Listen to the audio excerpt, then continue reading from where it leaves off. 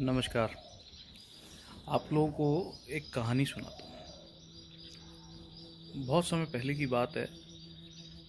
एक गांव में सभी निर्जीव वस्तुओं को भी संवाद का अधिकार था, वो बातचीत कर सकते थे।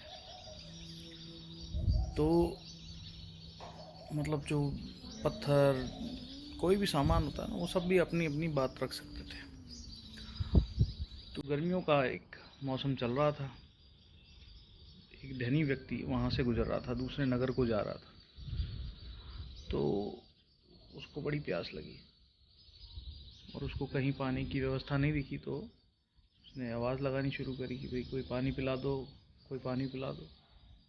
तो गांव के कुएं पे एक रोंदूमल नाम का गांव का व्यक्ति पानी भर रहा था। उसने जब उसको देखा तो उसने उसको बुला लिया कि भाई साहब इधर आ जाइए, पानी हम पिला देते हैं।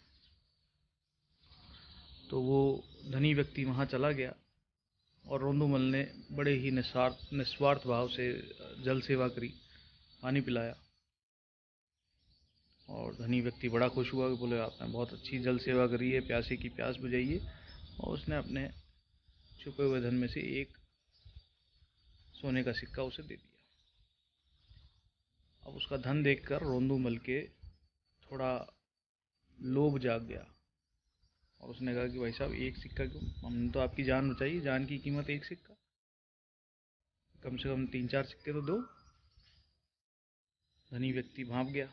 अच्छा, उस जमाने में धनी व्यक्ति इतने दिखावा करते हुए नहीं चलते थे, बहुत साधारण चलते थे। लेकिन फिर भी जब उसको लग गया कि ये इसके लोभ आ गया है तो ये कुछ और करे, इससे पहले इसको दे देते। तो उसने तीन चार सिक्के और दे दिए रोंदूमल को। तो तत्पश्चात क्या हुआ कि वो धनी व्यक्ति तो अपनी ओर अपने रास्ते पे हो लिया, वो निकल गया वहाँ से। अब रोंदूमल अपने सिक्कों को बड़ा खुश होते हुए जब रख रहा था, तो जो रस्सी और बाल्टी थे जिससे कुएं से पानी निकाला था, तो रस्सी बोली कि मालिक भैया, हमारी भी इसमें मदद थी, तो हमारे लिए भी कुछ कीजिए, हमें भी कुछ दीजिए। तो रोंदूमल ने कहा भाई तुम्हारा क्या था इसमें, तुम्हारा तो कुछ भी नहीं था ऐसा। बाल्टी बोली अरे वाह, मैं ना होती तुम पानी किसमें भर के लाते। तो फिर जल भी बीच में से साइड से बोल लिया कि भाई प्यास तो मैंने ही बुझाई है।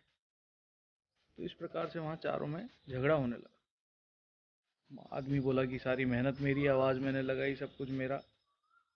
और बाल्टी बोली कि वाह, पानी तो भर के मैं ही लाई। रस्सी बोली खींचा तो तुमने मुझसे ही। और जल बोला कि भाई प्यास तो मैंने ही बुझाई। झगड़ा जब काफ़ी बढ़ गया तो रोंदूमल ने कहा ठीक है जी, इसका हल निकालने के लिए पास में मंदिर है, वहाँ के पुजारी से चल चलते हैं, वो काफ़ी विद्वान है।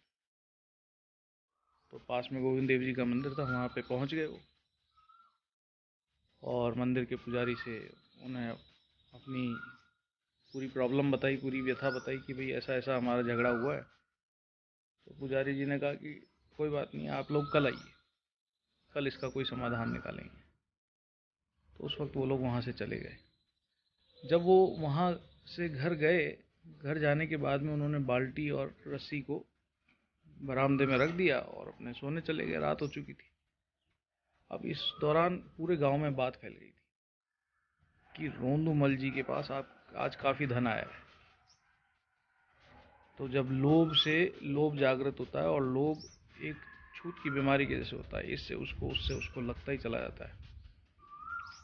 तो जब गांव में ये बात फैली तो चोर को भी पता चला। तो जो चोर थे वो रात को रोंदूमल के घर आ गए और रोंदूमल के घर पे उन्होंने धन को चुरा लिया। जब वो निकल ही रहे थे तो रोंदूमल जाग गया। वो बाहर उनको भगाने पकड़ने के लिए आया तो चोर ने वो रस्सी से, जो बाल्टी बंधी हुई थी, उस रस्सी से पकड़ के बाल्टी को उसके सिर के ऊपर फेंक कर मार दिया। तो रोंदूमल को काफ़ी चोट आई। रोंदूमल बड़ा मुश्किल से उठा। अब अपनी किस्मत को रोते हुए, ठीक है भाई, अब जो हुआ सो हुआ।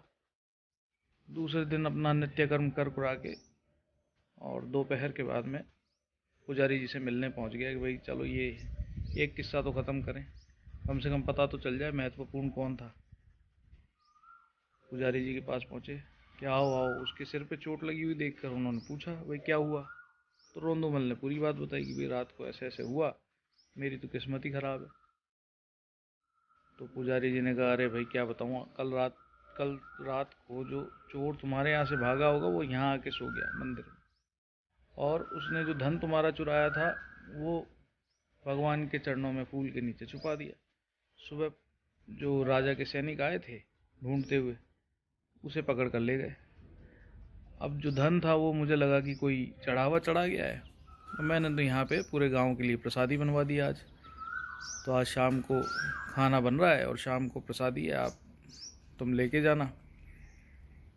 तो बोले वो तो ठीक है, अब हो सकता है मेरा ही धन होगा वो। बोले भाई अब उसकी तो प्रसादी बन गई। बोले लेकिन हल तो बताओ हमारा, कि हम में महत्वपूर्ण कौन था? तो उन्होंने कहा, भाई ऐसा करो, सबसे पहले तो इस रस्सी को जला दो। और रस्सी को बड़ा आश्चर्य हो गया, बोले है ये क्या बात कर रहे हो आप? हल निकालने की बजाय यहाँ तो मेरे जीवन लीला ही समाप्त करने की तैयारी हो गई। तो और उसके बाद बोले कि बोलो बाल्टी को लोहार को देके गलवा दो। अब बाल्टी भी आश्चर्यचकित हो गई। जल चुपचाप बैठा था कि भैया अपने को तो कुछ नहीं कहा। रोंदूमल भी चुपचाप बैठा था कि भाई मुझे भी कुछ नहीं कहा। तो फिर पुजारी जी आगे बोले, और जल को तुम इस गंदे नाली में बहा दो, और तुम जो है जमींदार के यहाँ जाके 100 कोड़े खा के आओ। तो सबको आश्चर्य हुआ, भाई क्यों, ये दंड क्यों हमें? बोले भाई देखो, कल चोर ने रस्सी को पकड़ा तो उसका दोष हुआ ना, जब तुम्हें मारने के लिए रस्सी को पकड़ा। वो हाँ हाँ बात तो सही कही आपने। और बाल्टी की मारी उसी से घाव हुआ। बोले हाँ हाँ ये भी बात सही है। तो जल बोला, भाई मैंने तो कुछ नहीं किया। तो बोले यही तुम्हारा दोष है, तुमने कुछ नहीं किया, तो इसलिए तुम्हारे को भी दंड मिलना चाहिए। रोंदूमल लगा, फिर भाई साहब मेरा क्या, मेरे तो चोट ही लगी है, मेरे को तो मार ही पड़ी है। बोले नहीं, तुम लोभ किए थे। अगर तुम लोभ नहीं करते और तुम अपना जो खुशी से धनी ने तुम्हें दिया था एक सिक्का, अगर वो लेकर आते तो शायद चोर ना आते। पर तुम लोभ करके काफ़ी धन लेके आए उसे, और उस लोभ से ही लोभ जागृत हुआ, और लोभ जो ग्रीड थी उसने चोरों को आमंत्रित किया और तुम्हारे घर चोर आए। कुछ कुछ समझ में आने लगी बात उनको। उनका, अरे महाराज हमें हमसे गलती हो गई, ये जो गलती है इसकी सज़ा हमें मत दीजिए, ये तो हमने गलत किया, हमें समझ में आ गया कि हमने महत्वपूर्ण कोई नहीं है। तो पुजारी ने कहा, बिल्कुल सही। क्या है कि संसार में सब अपना अपना एक पात्र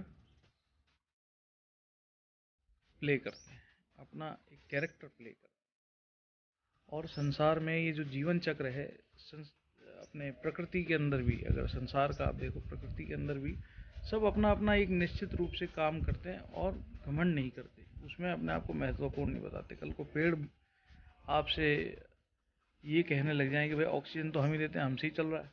सूरज कहने लग जाएगा, भाई मैं नहीं दूंगा तो तुम्हारे पेड़ का क्या, पृथ्वी नहीं होगी, सब ठंड से मर जाएंगे।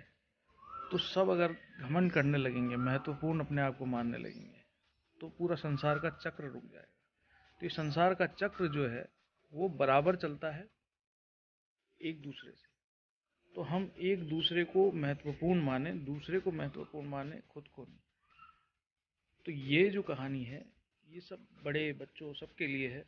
आपके ऑफिस में भी ऐसी कहानियाँ होती हैं, घरों में भी होती हैं, सब जगह हमको हर जगह देखने को मिलती है कहानी। तो शिक्षा यही है, मॉरल इसका यही है कि कहीं आप तो अपने आप को महत्वपूर्ण नहीं मानकर बैठे, कहीं आप तो ऐसा नहीं सोच रहे हैं कि आपके बिना ये चीज़ आगे ही नहीं बढ़ेगी। क्योंकि उस धनी व्यक्ति की प्यास का क्या, वो प्यास भी तो इम्पोर्टेंट थी। अगर वो प्यास ना होती तो पानी का क्या काम। तो संसार में ये पूरा चक्र जो है एक दूसरे के ऊपर चल रहा है, एक चेन है। तो आप अगर अपने आप को महत्वपूर्ण मान के बैठे हैं तो बहुत बड़ी गलती कर रहे हैं। तो सोचिए और समझिए कि सिर्फ आप एक कड़ी हैं संसार को चलाने में। अगली कहानी के साथ मैं दोबारा आपसे मिलूँगा, तब तक के लिए धन्यवाद।